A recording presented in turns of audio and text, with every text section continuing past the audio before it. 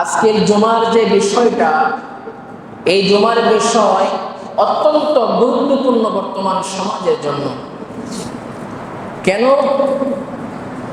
আজকে বাংলাদেশের মধ্যে তথা সারা ওয়ার্ল্ডের মধ্যে আপনি যেদিকেই তাকাবেন ওই দিকে দেখবেন খুন খারাপি, ধর্ষণ, ছিনতাই, মামলা হামলা, অন্যায় অত্যাচার, জুলুম চতুর্দিকে আসছে না নাই? জোরে বলেন না, আসছে না নাই?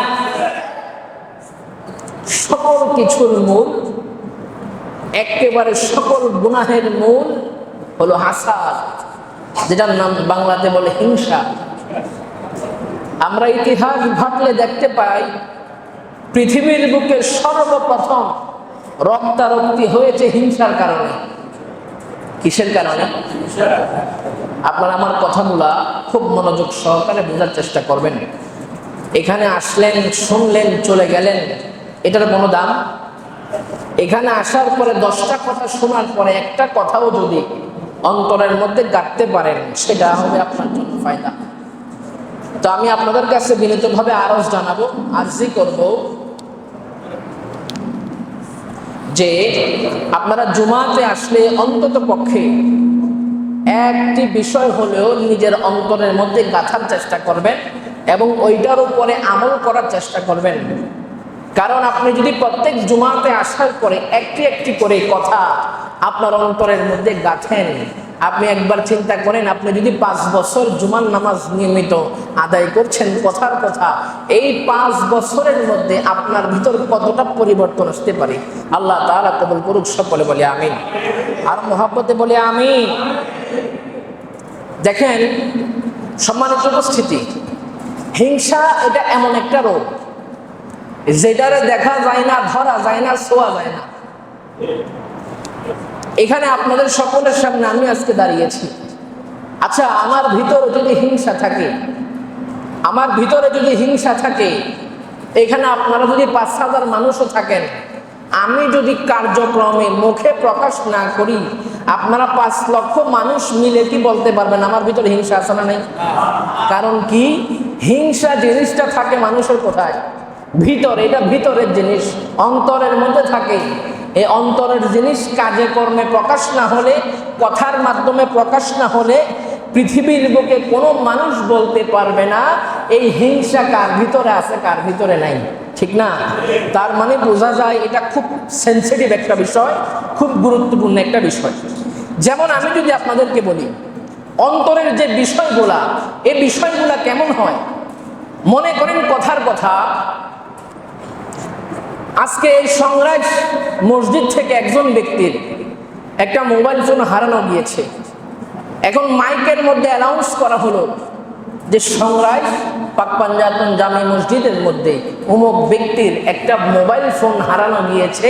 কয়টার সময়? আনুমানিক ধরেন 11:30, 11:30 ওই ব্যক্তির মোবাইল ফোনটা তার পকেট থেকে হারানো গিয়েছে।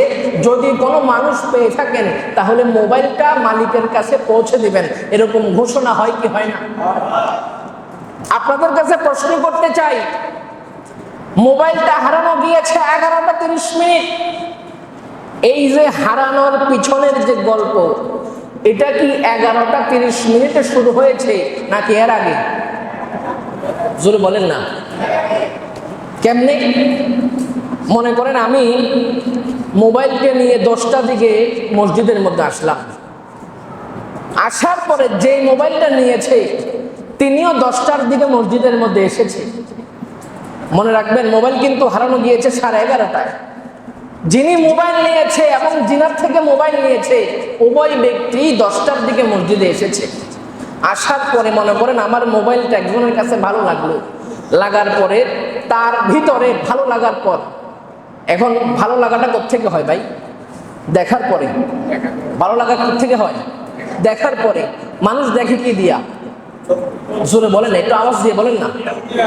মানুষ সর্বপ্রথম গুনাহের মূল উৎস শুরু হয় কোত্থেকে? চোখ থেকে। এই জন্য নবীজি এবং আল্লাহ পাক কালামুল্লাহ শরীফের মধ্যে অসংখ্য জায়গার মধ্যে বলেছে তোমরা চক্ষুকে হেফাজত করো, চক্ষুকে হেফাজত করতে পারলে আপনার গোটা জিন্দেগি সুন্দর হয়ে যাবে। এবার দেখেন, যিনি মোবাইল নিয়েছে সর্বপ্রথম তিনি মোবাইলটা আগে দেখেছে, দেখার পরে তেনার ভালো লেগেছে, সর্বপ্রথম ব্যবহার হয়েছে কি? আওয়াজে বলেন না। সর্বপ্রথম ব্যবহার হয়েছে চোখ দিয়ে। যখন ভালো লাগছে তখন এই ভালো লাগাটা তিনি সেভ করছে কোন জায়গায়? ব্রেনের মধ্যে। কোন জায়গায়? ব্রেনের মধ্যে। তার মানে গুনাহের 2 নাম্বার স্টেপ হলো, ধাপ হলো ব্রেন। 2 নাম্বার ধাপ কি? ব্রেন। এবার সে ব্রেনের মধ্যে চিন্তা করতে লাগলো মোবাইলটা কিভাবে নেওয়া যায়, মোবাইলটা কিভাবে নেওয়া যায়। চিন্তা করতে করতে করতে করতে এই চিন্তাটা সেট আপ করেছে এই জায়গার মধ্যে। কোন জায়গায়? অন্তরের মধ্যে। অন্তর যখন তাকে আশ্বাস দিল যে হ্যাঁ তুমি মোবাইলটা নিতে পারো, তার নফস যখন তাকে আশ্বাস দিল যে হ্যাঁ তুমি এই গুনাহটা করতে পারো, তখন গিয়ে মানুষ হাতের ব্যবহার, জবানের ব্যবহার, পায়ের ব্যবহার করে থাকে। ঠিক না বেঠে? তাহলে বোঝা যায় গুনাহের মূল উৎস। আমি দেখাবো, আপনারা বলবেন গুনাহের মূল উৎস 2 নাম্বারে, 3 নাম্বারে। এই 3 জিনিস যখন একত্রিত হয়ে যায়, চোখ দিয়ে যখন ভালো লেগে যায়, ব্রেনের মধ্যে যখন সেট আপ হয়ে যায়, প্ল্যানিং হয়ে যায়, আর অন্তর যখন আপনাকে সাপোর্ট করে, এই 3 জিনিসের সমন্বয়ে মানুষ গুনাহের দিকে অগ্রসর হয়। আর যেই 3 নাম্বার ধাপ অন্তর, এই অন্তরকে আপনি যখন কন্ট্রোল করে ফেলবেন, যখনই আপনার চোখে খারাপ একটা জিনিস ভালো লেগে যাবে, তখনই যখন আপনি অন্তরকে গলা টিপে ধরে ফেলবেন যে না, এই ভালো লাগা নয়, কারণ এই ভালো লাগার মধ্যে আল্লাহ এবং রাসূলের নিষেধ আছে। এই চিন্তা করে আপনি যখন ব্রেনের মধ্যে এটা সেট আপ করবেন, আপনার ব্রেন অন্তরের মধ্যে কি দিবে যায় না এটা নেওয়া যাবে। তার মানে বোঝা যায় মানুষের গুনাহ শুরু হয় কোত্থেকে? চোখ থেকে।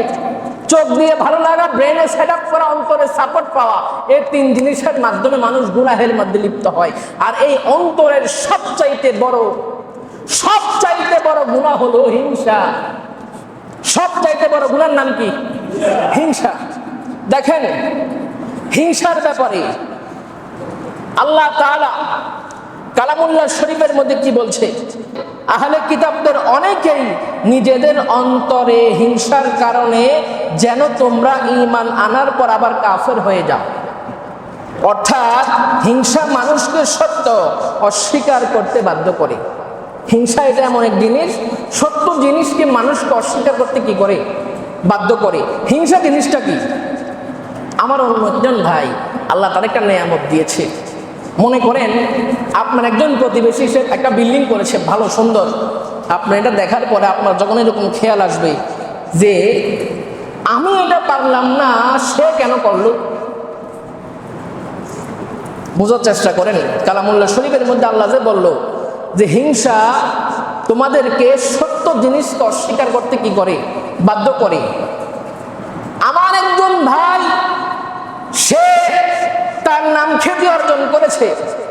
একটা মানুষ যখন বড় লোক হয়, একটা মানুষের যখন রিজিক বৃদ্ধি হয়, একটা মানুষের যখন ধন দৌলত বৃদ্ধি হয়, এটা কি নিজের অর্জন নাকি আল্লাহ প্রদত্ত? আওয়াজে বলেন না ভাই, আরো জোরে বলেন না। একটা মানুষকে আল্লাহ রিজিক দিয়েছে, সে রিজিকের ধনভাণ্ডার পেয়েছে, সে পয়সাওয়ালা হয়েছে, ইজ্জতওয়ালা হয়েছে, নামি দামি হয়েছে, এটা কি সে নিজে অর্জন করেছে নাকি আল্লাহ দিয়েছে? তার মানে এটা আল্লাহর দান। কিন্তু দেখেন, এই যে আল্লাহ কালামুল্লাহ শরীফের মধ্যে বলল, তোমার ভিতরে যখন হিংসা থাকবে তখন তুমি সত্য জিনিসকে অস্বীকার করবে। এই অস্বীকার জিনিসটা কি? আল্লাহ বান্দারে নিয়ামত দিয়েছে, আমার সহ্য হচ্ছে না। নাউজুবিল্লাহ বলবেন না? আর জোরে বলেন নাউজুবিল্লাহ। এটার নাম হিংসা। এটার নাম কি? আল্লাহ একজন তার বান্দাকে নিয়ামত দান করেছে। নিয়ামতটা হতে পারে একটা বাড়ি, নিয়ামতটা হতে পারে একটা গাড়ি, নিয়ামত হতে পারে ধন দৌলত, নিয়ামত হতে পারে তার শান ইজ্জত সম্মান। আল্লাহ দিল আল্লাহর বান্দাকে, এটা আল্লাহ দিয়েছে নিয়ামত। কিন্তু আমি বান্দা হিসাবে যখন আমি হিংসা করলাম, তখন আল্লাহর নিয়ামতকে আমি কি করলাম? অস্বীকার করলাম। এই জন্য সর্বপ্রথম মেসেজ আল্লাহ দিচ্ছে, আল্লাহ বলছে তোমরা যখন হিংসা করবা তখন তোমরা সত্যকে কি করবা? অস্বীকার করবা। সত্য কি? আল্লাহর নিয়ামত। সত্য কি? আপনারা আমার কথা বুঝতেছেন? একটু কঠিন হলেও বোঝার চেষ্টা করেন।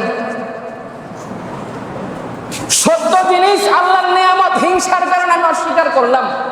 2 নম্বরে আল্লাহ তাআলা বলছেন, আল্লাহ কি বলছেন?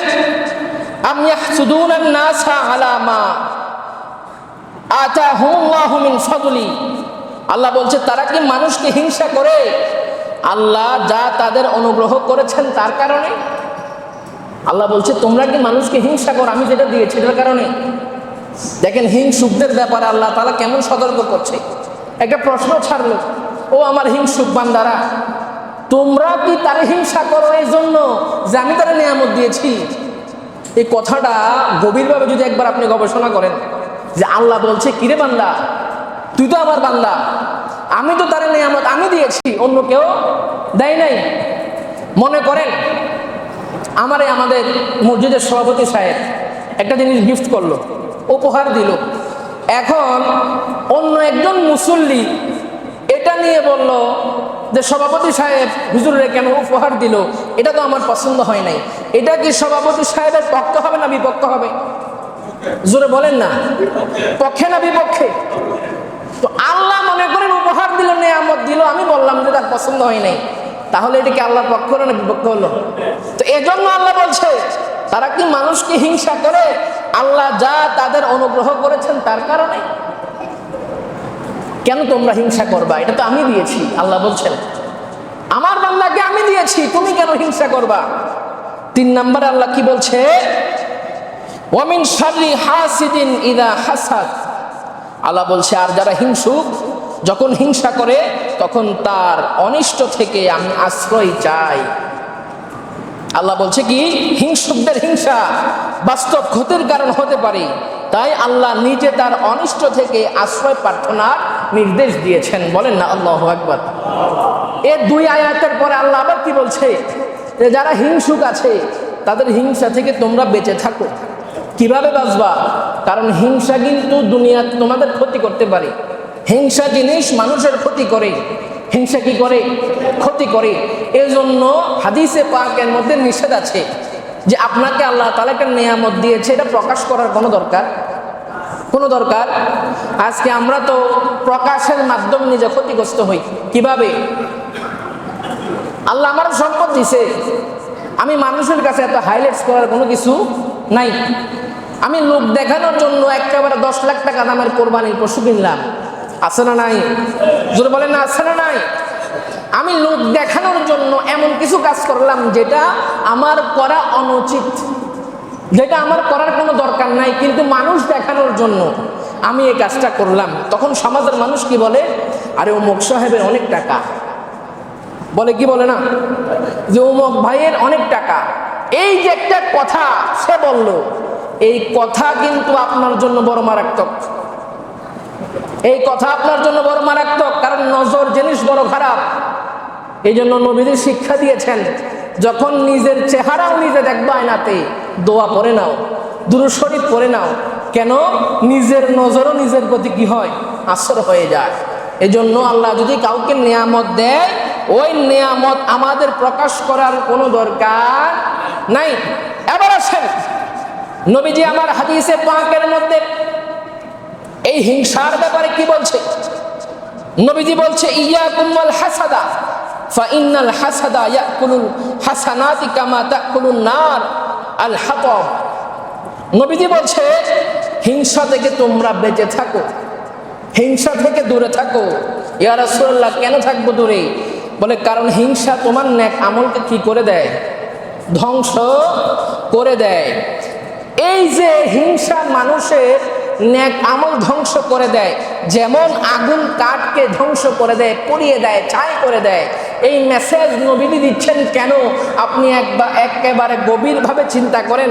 আপনি 5 ওয়াক্ত নামাজি, সবার আগে মসজিদে আসেন, আপনি যাকাত দেন ঠিকঠাক মতো, হজ করলেন জীবন বহুবার, মানুষকে দান সদকা খয়রাত যা দরকার সব করেন, ভালো ভালো যত কাজ আছে সব আপনি করেন, কিন্তু আপনার ভিতরে হাসাদ রয়েছে, হিংসা রয়েছে। আমি আপনাদেরকে প্রশ্ন করলাম, ও ভাই, আপনি যে সমাজের মধ্যে এত ভালো কাজ করেন কিন্তু আপনার দিলের ভিতরে সামান্য হিংসা আছে, আপনার যে ভালো ভালো কাজগুলা, এই কাজগুলা কি আল্লাহর দরবারে কবুল হবে নাকি ঝরে যাবে? বলেন না, থাকবে না চলে যাবে? কারণ আপনি ভালো কাজ করেন, নবীজি বলছে তোমরা ভালো ভালো কাজ করো, নামাজ পড়ো, রোজা রাখো, সকল বিধান তোমরা মানো, কিন্তু ভিতরে সামান্য পরিমাণ হিংসা তোমার কাজ করে। এই হিংসা তোমার যত নেক আমল আছে সকল নেক আমলকে ধ্বংস করে দিবে। ইয়া রাসূলুল্লাহ, কেমন ভাবে? নবীজি আমার বলছে যেমন শুকনো কাঠকে আগুন পুড়িয়ে ফেলে এমন ভাবে তোমার নেক আমলকে হিংসা এভাবে নষ্ট করে ফেলবে। আওয়াজে বলেন না নাউজুবিল্লাহ। এত ভালো কাজ করার পরে আমল কেন কবুল হবে না? এত ভালো কাজ করার পরে আমল কেন কবুল হবে না? এটা প্রশ্ন আছে না নাই? জোরে বলেন, আছে না নাই? এটারও সমাধান আমার নবী কামলিওয়ালা দিচ্ছেন। কিভাবে? নবীজি নাসাই শরীফের মধ্যে বলছে, লা ইয়াজতামিউ ফি জাওফি আবদিল ঈমান ওয়াল হাসাদা।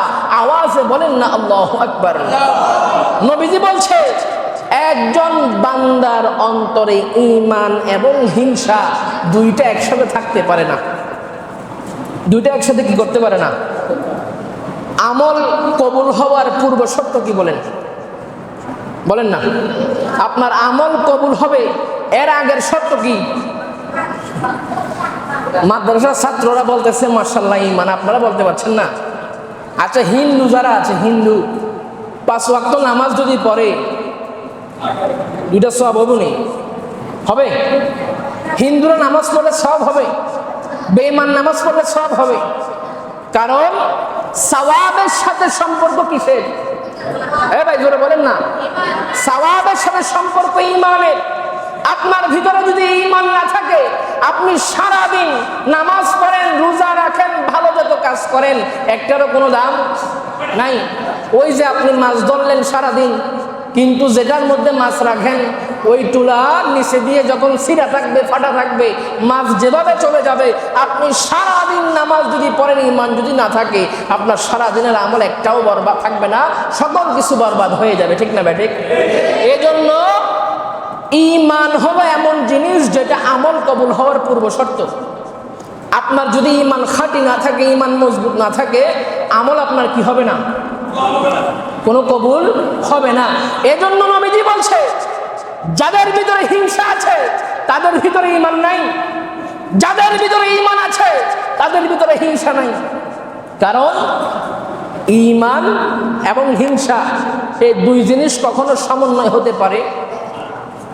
আলো এবং অন্ধকার একসাথে জীবনে হয়? একসাথে জীবনে হয়? যেখানে টিউবলাইট জ্বলে সেখানে অন্ধকার কোনো সুযোগ নাই। আসেনি এরকম কেউ যে সূর্যের আলোর নিচে অন্ধকার দেওয়ার জন্য?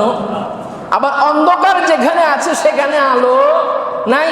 এই জন্য নবীজি বলছে বান্দার ভিতরে যদি ঈমান থাকে হিংসা থাকবে না, আর যদি হিংসা থাকে তাহলে ঈমান থাকবে না। এবার আসেন, হিংসা যদি করো ক্ষতি কি হবে? নবীজি সমাধান দিয়ে দিলেন। নবীজি বলছে দাব্বা ইলাইকুম দা আল ইমামি ক্বাবলাকুম আল হাসাদু ওয়াল বাগদাউ। আওয়াজে বলেন না আল্লাহু আকবার। নবীজি বলছে তোমাদের মাঝে পূর্ববর্তী জাতির রোগ প্রবেশ করেছে, সেটা কি? হিংসা এবং বিদ্বেষ। হিংসা এবং বিদ্বেষ। এই হিংসা বিদ্বেষের কারণে কোরআন এবং হাদিস সাক্ষী দেয় অসংখ্য আমাদের পূর্বপুরুষ যারা ছিলেন, পূর্বের যারা ছিলেন, আগের যারা ছিলেন, মাত্র হিংসার কারণে গোটা জাতি কি হয়ে গিয়েছে? ধ্বংস হয়ে গিয়েছে। এই জন্য নবীজি বলছে কি যে হিংসা এবং বিদ্বেষ এটা তোমাদের পূর্বে যারা ছিল তাদের ভিতরে ছিল, তাদের পরিণতি কি হয়েছে? কেউ সাগরের মধ্যে ডুবা মরছে, কাউকে আল্লাহ শুটকি বানিয়ে এখনো রেখে দিয়েছে, কাউকে আল্লাহ মশা দিয়ে মারিয়েছে, কাউকে ছোট বাচ্চার হাতে কতল করিয়েছে, একমাত্র হিংসার কারণে। আওয়াজে বলেন আল্লাহু আকবার। আল্লাহ তাআলা এই সমস্ত হিংসা থেকে আমাদেরকে হেফাজত করুক। এবার আসেন, হিংসা করলে কি হয়? ক্ষতি কি? এক নম্বরে হিংসা করলে ক্ষতি হলো আল্লাহর রিজিক ও তাকদিরে অসন্তুষ্টি হওয়া। আপনি হিংসা করলেন, এর মানে হলো আপনি আল্লাহর রিজিকে কি করলেন? অস্বীকার করলেন, তাকদিরের প্রতি অস্বীকার আনলেন। দুই নম্বরে হিংসা সমাজে বিভেদ ও বিদ্বেষ ছড়া। সত্য না মিথ্যা? বলেন না, সত্য না মিথ্যা? 5 বছর আগে, 10 বছর আগে আমার এক ভাই আমারে মনে হয় মন মানিন্য হওয়ার পরে কিছু একটা বললো আর কি। 10 বছর পরে আমি যখন সুযোগ পাইলাম তারে আর ছাড়লাম না। আছে না নাই? জোরে বলেন না, আছে না নাই? সমাজের মধ্যে এরকম হিংসা আছে না নাই? যে 5 বছর আগে সে মন বলে কিছু একটা বললো আর কি আমারে, আমি 5 বছর পরে সুযোগ একটা বেতারে মেরে দিলাম। সমাজে হচ্ছে কি হচ্ছে না? জোরে বলেন না, হচ্ছে কি হচ্ছে না? এগুলা মানুষ আগে একটা যোগ ছিল যে কিতাবের মধ্যে আলেমরা পড়েছে, মানুষকে বলেছে, মানুষ শুনেছে। কিন্তু এখন এমন একটা যুগ 2025 সালের মধ্যে এসে বর্তমান জাতি দেখছে যেটা মুখের ভাষা নয়, সরাসরি মানুষ দেখতে পাচ্ছে। মুখের ভাষা নয়, মানুষদের জাহিলি যুগকেও হার মানাচ্ছে। এটা আগে আলেমদের জবান থেকে মানুষ শুনতো, কিন্তু এখন জবান থেকে শুনতে হয় না, এখন ভিডিও আকারে মানুষ দেখে কি দেখে না? 2-3 দিন আগে প্রকাশ্যে রাস্তার মধ্যে এক যুবক আরেক যুবককে যেভাবে ছুরি দিয়ে আঘাত করছে, চতুর্দিকে মানুষ ভিডিও করছে, রং তামাশা দেখছে, কেউ কাউকে ধরে না। তো এটা কি জাহিলি যুগ না? কি বলেন? আজ থেকে 50 বছর আগে যে কালে এই জিনিস ছিল না, সে কালে আলেমদের জবান থেকে আপনারা শুনেছেন জাহিলি যুগে মানুষ মানুষের উপর কিভাবে বর্বরতা, অত্যাচার, অবিচার, জুলুম করেছিল। কিন্তু বর্তমান সময়ে এসে এটা আর শুনতে হয় না, এটা প্রত্যেকটা মানুষ দেখতেছে, অবগত আছে। ঠিক না বেঠিক? জোরে বলে না, ঠিক না বেঠিক? 3 নম্বর ক্ষতি হিংসা আপনার যেটা করবে সেটা হলো নেক আমলকে ধ্বংস করে দিবে। নেক আমলকে কি করবে? ধ্বংস করে দিবে। তারপরে 4 নম্বর যে ক্ষতি আপনার করবে, আপনি একবার গভীরভাবে চিন্তা করবেন, এই ক্ষতি যাদের ভিতরে এরকম, যাদের ভিতরে চিন্তা ভাবনা হয়, ফিলিংস হয়, আপনি বুঝবেন আপনার ভিতরে হাসাদ রয়েছে, হিংসা রয়েছে, সাথে সাথে তাওবা করেন। 4 নম্বর ক্ষতি হবে বান্দা হিংসার কারণে তার শান্তি নষ্ট করে ফেলবে। আমি আমার দিয়ে উদাহরণ দিই। মনে করেন আমার একজন প্রতিবেশী, সে ভালো একটা কাজ করলো, সমাজে তার নাম ডাক অনেক বেশি রয়েছে, অথবা সে একটা গাড়ি ক্রয় করলো, অথবা সে একটা বাড়ি করলো। এখন আমার দেখে ভিতরে হাসাদ অথবা হিংসা আসলো। এই যে হিংসা আসলো, এই হিংসা আমার রাত্রে ঘুমাইতে দেয় না। রাত্রে কি করতে দেয় না? ঘুমাইতে দেয় না। বলে হুজুর কেন? ওই যে আমি মাথার মধ্যে সেট আপ করলাম, সে কেন করলো, আমি কেন পারলাম না? সে কেন পাইলো, আমি কেন পাইলাম না? সে কেন খাইলো, আমি কেন খাইলাম না? এই যে চিন্তা ভাবনা, এটা আপনারা রাত্রে ঘুমাইতে, একটা মানুষ কোটি টাকার মালিক ঘুমাইতে পারে না, শান্তি আছে না নাই? এই শান্তি আছে, শান্তি আছে। কিন্তু তার টাকাও নাই, পয়সাও নাই, শুইলে ঘুম, শান্তি আছে না নাই? যদি বলেন না, আছে না নাই? তো হিংসা আপনার থেকে শান্তি কেড়ে নেবে, মানে ঘুম কেড়ে নেবে। হিংসা আপনি করলে আপনার মাইন্ড সেট আপ এরকম হয়ে যাবে যে সে কেন করলো, আমি কেন পারলাম না? হিংসা শুরু হয়ে গেল। সে কেন খাইলো, আমি কেন খাইলাম না? হিংসা শুরু হয়ে গেল। সে কেন পড়লো, আমি কেন পড়লাম না? শুরু হয়ে গেল। এই যে এরকম চিন্তা ভাবনা আপনাকে 4টা জিনিস নষ্ট করবে। এবার আসেন হিংসা থেকে আপনি কিভাবে বাঁচবেন, দরকার আছে না নাই? জোর বলে না, আছে না নাই? আপনাদের কাছে কি খারাপ লাগছে? আপনারা যেভাবে হাত পা ছেড়ে দিয়েছেন, আমার তো মনে হচ্ছে খারাপ লাগছে। বলি ইয়া রাসূলুল্লাহ, আর মেরে বলি ইয়া রাসূলুল্লাহ, ইয়া নবী আল্লাহ, ইয়া ওয়ালি আল্লাহ। এখানেও আল্লাহর ওলিদের হিকমত আছে। হিংসা থেকে বাঁচতে হলে আল্লাহর ওলির দরবারে চলে যান। হিংসা থেকে বাঁচতে হলে তরিকতের মধ্যে ঢুকে যান। তরিকত এটা এমন এক জিনিস, আপনার অন্তরকে কি করবে? সফট করে ফেলবে, নরম করে ফেলবে। এই জন্য বর্তমান 2025 সালে এসে তরিকতের সবক নেওয়া মানুষের জন্য ফরজ হয়ে গিয়েছে। কারণ আপনি ঈমান আকীদা হেফাজত করতে হলে তরিকতের বিকল্প কোনো কিছু নাই। কারণ যার অভিভাবক নাই তার মানুষ কি বলে? এটাও জানেন না আপনারা? যার অভিভাবক নাই তারে মানুষ কি বলে? এতিম বলে না? যার বাপ নাই তার মানুষ কি বলে? এতিম। যার ফিন নাই সেও এতিম, সেও পথভ্রষ্ট। যার শিক্ষক নাই সেও কি? পথভ্রষ্ট। যে ড্রাইভার আগে হেল্পার ছিল না, যে ড্রাইভার ওস্তাদ নাই, ওই ড্রাইভারের হাতে গাড়ি নিরাপদ না। সে ডাইনে যাবে না বামে যাবে, ইন্ডিকেটর মারবে কি মারবে না বলতে পারবে না, ঠিক না ব্যাঠে? এজন্য বর্তমান 2025 সালে এসে ঈমান আকীদা হেফাজত করতে হলে আপনাকে তরিকতের মধ্যে ঢুকে যেতে হবে, এর বিকল্প অন্য কোনো রাস্তা নাই। তো আপনি হিংসা থেকে বাঁচতে হলে কি করবেন?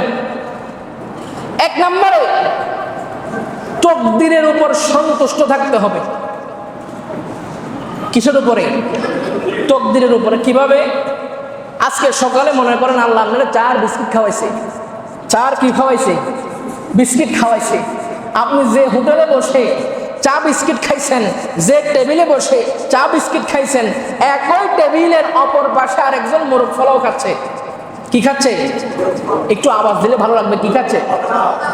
মুরগি এবং পোলাও খাচ্ছে, আপনি বসে খাচ্ছেন চা বিস্কিট। আপনার যদি তকদিরের উপর সন্তুষ্ট থাকে, আপনি কি বলবেন? যে তার রিজিকের মধ্যে এটা ছিল মোরগ পোলাও, কিন্তু আমার রিজিকে আছে কি চা এবং বিস্কিট, আমি এটার মধ্যে আলহামদুলিল্লাহ। কি বলবেন? আমি এটার মধ্যে সন্তুষ্ট। আল্লাহ তার বান্দারে রিজিক দিয়েছে মোরগ পোলাও, সেটা নিয়ে সন্তুষ্ট। আমার চা বিস্কিট খাওয়াইছে, আমি এটার মধ্যে কি সন্তুষ্ট। এটা হলো তাকদীরের উপর আপনার কি থাকা? স্থির থাকা, শক্ত থাকা। 2 নম্বরে অন্য জনের নিয়ামত দেখে হিংসা না করে এক কথায় বলে দিবেন মাশাআল্লাহ। কি বলবেন? মনে করেন আপনার এক প্রতিবেশী এসে বলল, ভাই আমার ছেলেটা সরকারি চাকরি পাইছে। কি বলবেন? কি বলবেন? নাকি দোকানে যায় বলবেন তে সারা জীবন করলো এ কাম, তার ভূত কেমনে সরকারি চাকরি পায়? এগুলা বলবেন? বলবেন এগুলা? এই কথা বললে আপনার ভিতরে হাসাদ এসে যাবে। হাসাদ, হিংসা। যত বড় মোল্লা হন, যত বড় হাজি হন, যত বড় গাজী হন, ভিতরে হাসাদ থাকলে ঈমান কি হয়ে যাবে? ধ্বংস হয়ে যাবে, নষ্ট হয়ে যাবে। তো আমার প্রতিবেশী, আমার আত্মীয় স্বজন যদি কেউ ভালো কাজ করে, যদি কেউ ভালো দিকে যায়, যদি কেউ ভালো কিছু করে, আমার উত্তর কি আসবে? মাশাআল্লাহ। কি বলবো আমরা? অন্য নিয়ামত দেখে আমরা বলবো কি মাশাআল্লাহ। তারপরে দেখেন আরেকজনের জন্য দোয়া করা। আরেকজনের জন্য কি? এক ভাই 2টা গাড়ি কিনছে, আপনি তার জন্য দোয়া করেন, ও আল্লাহ তারা 3টা বানাই দাও তুমি। কি করবেন? কি করবেন? আল্লাহুম্মা বারিক লাহু। কি বলবেন? আল্লাহুম্মা বারিক লাহু, আল্লাহ তার এই 2 গাড়ির মধ্যে বরকত দেন, 4টা হয়ে যায়। এরকম দোয়া করতে পারবেন? পারবেন? যাদের ভিতর থেকে এরকম দোয়া আসবে না, আপনি বুঝতে হবে আপনার ভিতরে হাসাদ আছে, হিংসা আছে। আপনাকে দোয়া করতে, ও আল্লাহ তুমি আমার ভাইরে 2টা গাড়ির মালিক বানাইছো, আল্লাহ আমি তোমার কাছে দোয়া করি এই 2টার মধ্যে বরকত দাও, যেন 4টা হয়ে যায়। পারবেন না ইনশাআল্লাহ? পারবেন না ইনশাআল্লাহ? কারণ আপনি যখন অপরের জন্য দোয়া করবেন, আপনি যখন আরেকজনের জন্য দোয়া করবেন, ওইটা আগে আপনার উপর আসর হবে, আগে আপনার উপর কি হবে? আপনার উপরে আসবে, তারপর অপরের দিকে যাবে। 4 নম্বরে নিজের অন্তর পরিশুদ্ধ রাখা। নিজের অন্তর কি? পরিশুদ্ধ। ওই যে প্রথমে বলেছিলাম 10টার দিকে আপনি চোখ দিয়ে ভালো লাগছে, 11:30টার দিকে মোবাইল চুরি করছেন, কিন্তু শুরু কয়টা থেকে? বলেন না। হাত পর্যন্ত জিনিসটা আসতে 1.5 ঘন্টা পরে। 1.5 ঘন্টা সর্বপ্রথম চোখ দিয়ে ভালো লাগছে, তারপরে ব্রেনের মধ্যে সেট আপ হয়েছে, তারপর দিল থেকে অন্তর থেকে সাপোর্ট দিয়েছে, তারপরে আপনি হাত দিয়ে, জবান দিয়ে, পা দিয়ে এই অন্যায়টা করেছেন। তো অন্তরকে কিভাবে আপনি পরিশুদ্ধ রাখবেন? আপনারা যখন চোখ দিয়ে ভালো লেগে যাবে, তখনই খারাপ কাজ হলে সাথে সাথে অন্তরের মধ্যে গলা টিপ দিয়ে ধরতে হবে। রাস্তা দিয়ে একটা মেয়ে হেঁটে যাচ্ছে, বর্তমান ইয়াং জেনারেশন, আমাদের ভাইয়েরা, আমাদের সন্তানরা নষ্ট হয়ে যাচ্ছে। আজকে দেখা যায় বিভিন্ন কলেজ, ইউনিভার্সিটি, স্কুলের সামনে পোলাপাইন দাঁড়িয়ে থাকে, কি থাকে না? বলেন থাকে কি থাকে না? আমার পরামর্শ, যে কোনো একটা খারাপ জিনিস আপনার ভালো লাগছে, চোখ দিয়ে প্রথম দেখার পরে ভালো লাগবে, না দেখলে মানুষের ভালো, কি বলেন আপনারা, না দেখলে কি মানুষের ভালো লাগে? চোখ দিয়ে একটা জিনিস দেখছেন যেটা অন্যায়, আল্লাহ এবং রাসূলের নিষেধ, এটা এই কাজ করা, দেখার সাথে সাথে চোখ দিয়ে যখন ভালো লাগবে তখনই এটারে আর ব্রেনে যাইতে দিবেন না, সাথে সাথে কি করবেন, এখানেই গলা টিপিয়ে ধরবেন। পারবেননি? পারবেননি? পারলে আপনার অন্তর বিশুদ্ধ হয়ে যাবে, অন্তর পরিষ্কার হয়ে যাবে। তারপরে আরেকটা আমল আছে হিংসা থেকে বাঁচার জন্য, নিয়মিত সূরা ফালাক। সূরা ফালাক কোনটা চিনছেন আপনারা? কুল আউযু বিরাব্বিল, পারেননি সবাই? না পারলে মাদ্রাসার ছাত্ররা আছে, শিখে নেবেন। লজ্জার কিছু আছে? লজ্জার কিছু আছে? আমার একটা জিনিস না জানা থাকতেই পারে, যিনি জানা তিনার থেকে আমি জেনে নেব, এটাই তো। এখানে তো লজ্জার কোনো কিছু দেখতেছি না। আপনার জানা না থাকলে মাদ্রাসার ছাত্র আছে, অথবা যিনি জানেন তিনার থেকে কি করবেন, জেনে নেবেন। নিয়মিত কেউ যদি সূরা ফালাক তেলাওয়াত পড়ে তাহলে তার ভিতরে কি থাকবে না? হিংসা থাকবে না। শেষ একটা হাদিসে মুবারাকা বলে শেষ করে দিচ্ছি। আল্লাহ রাসূল একবার একটা মজলিসের মধ্যে যখন বসা, নবীজি অন্যান্য সাহাবীদেরকে উদ্দেশ্য করে বলতেছে, ও আমার সাহাবীরা, তোমরা কি জান্নাতি কোনো মানুষ দেখতে চাও? সাহাবীরা বলছে, ইয়া রাসূলুল্লাহ। কারণ সাহাবীদের তামান্না তখন ছিল আল্লাহ রাসূলের সন্তুষ্টি, আর আল্লাহ রাসূল যার উপর সন্তুষ্টি তিনি জান্নাতি। আমাদের তো এখন তামান্নার শেষ নাই, চাহিদার শেষ নাই। কারো স্বপ্ন মরার আগে আল্লাহ 5 তলা বিল্ডিং না যেন কমপ্লিট করতে পারে। আছে না নাই? যেটা বলেন না, আছে না নাই? কারো স্বপ্ন মরার আগে কক্সবাজারের মধ্যে যদি একবার যাইতে পারতাম। আছে না নাই ভাই? হাসি না, এটা বাস্তবতা। কয়জনের খেয়াল আছে মরার আগে আল্লাহ এবং রাসূলকে রাজি খুশি করে মরব? কয়জনের খেয়াল এরকম আছে? সাহাবীদের ধ্যান ধারণা, খেয়াল, কাজ কর্ম সকল কিছু ছিল আল্লাহ এবং রাসূলকে রাজি করা। এজন্য তাদের জন্য তখন তারা কিভাবে বুঝতো আল্লাহ এবং রাসূল রাজি আছে? যখন নবীজি ঘোষণা করে ফেলতেন যে তোমরা কি জান্নাতে কোনো ব্যক্তি দেখতে চাও, তখন সাহাবীরা বুঝে নিতেন ওই ব্যক্তির উপরে আল্লাহ খুশি, নবীজিও কি খুশি। দেখেন আবু দাউদ শরীফের মধ্যে হাদিসটা এসেছে, নবীজি বলছে, তোমরা কি জান্নাতি ব্যক্তি দেখতে চাও? বলে, ইয়া রাসূলুল্লাহ, হ্যাঁ দেখতে চাই। একজন সাহাবী আসলেন, আসার পরে আল্লাহ রাসূল বলছেন যে এই সাহাবীর দিকে তাকাও। সুবহানাল্লাহ বলেন, আর জোরে সুবহানাল্লাহ। গেল একদিন, 2 নাম্বার দিন নবীজি আবার বলছে, ও আমার সাহাবীরা, তোমরা কি কোনো জান্নাতি ব্যক্তি দেখতে চাও? বলে, ইয়া রাসূলুল্লাহ, হ্যাঁ দেখতে চাই। সাহাবীরা আশা করে আসে যে হয়তো অন্য কোনো একজনের নাম বলবে।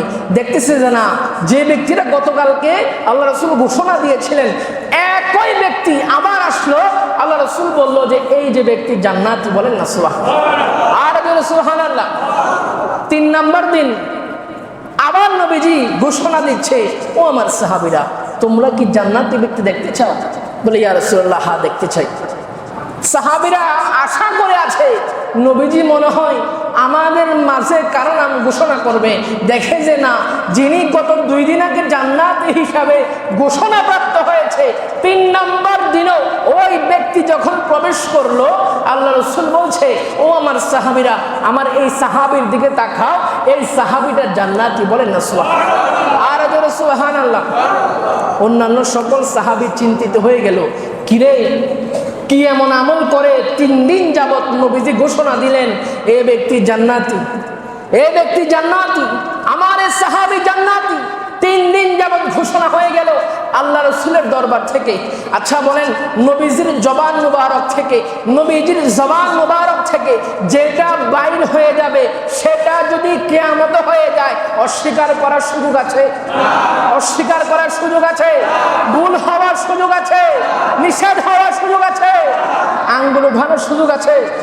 নবীজি 3 দিন বললে যে জান্নাতি, তার মানে এ ব্যক্তি কি জান্নাতি। সাহাবীরা এবার গবেষণা করতে লাগলো, কিরে 3 দিন ঘোষণা হলো এই ব্যক্তি জান্নাতি, স্পেশাল কি এমন আমল করে সারাদিন তার গাইডলাইন সিআইডি আছে না নাই? সিআইডি আছে না নাই? ওই সাহাবীর পিছনে সিআইডি লেগে গেল, মানে গোপন দল। এটা কি মারার জন্য? বর্তমানে তো গোপন দল কাজ করে মানুষের সংবাদ, কোথায় যায়, কোথায় খায়, কোথায় ঘুমায়, এগুলো তথ্য ফাঁস করার জন্য। কিন্তু তখন সাহাবীরা তথ্য বাইর করার জন্য, কি তথ্য? যে কি স্পেশাল আমল করে, যে স্পেশাল আমলের জন্য জান্নাতের সুসংবাদ পেয়েছে। এরকম যখন সাহাবীরা গবেষণা করে ওই ব্যক্তিরে নিয়ে পিছে লাগলো যে কি আমল করে, দেখতেছে কোনো স্পেশাল কোনো আমল নাই, স্পেশাল কোনো কি নাই, আমল নাই। সাহাবীরা যা করে ওই ব্যক্তিও তাই করে, ওই সাহাবীও তাই করে। সাহাবীরা বলল, কিরে আমরা যে আমল করি সেও একই আমল করে, আমরা যা যা করি সেও তা করে, তো তার ক্ষেত্রে জান্নাতের স্পেশাল ঘোষণা আমাদের ক্ষেত্রে কেন আসলো না? তখন সকল সাহাবীরা ওই সাহাবীরা বলল, ও ভাই একটু বলো না, তোমার যে নবীজি জান্নাতের ঘোষণা করলো কারণ কি? তোমার ভিতরে স্পেশাল কি এমন আমল আছে? বলেছে, না ভাই আমি তো স্পেশাল কোনো আমল করি না, তবে হ্যাঁ একটা গুণ, একটা আমল সব সময় করার চেষ্টা করি। সেটা কি? বলে ঘুমাইতে যাওয়ার আগে কারো উপর হিংসা রাখি না। আপনাদের সুবহানাল্লাহ শুনে মনে হয় নারাজ হয়েছে?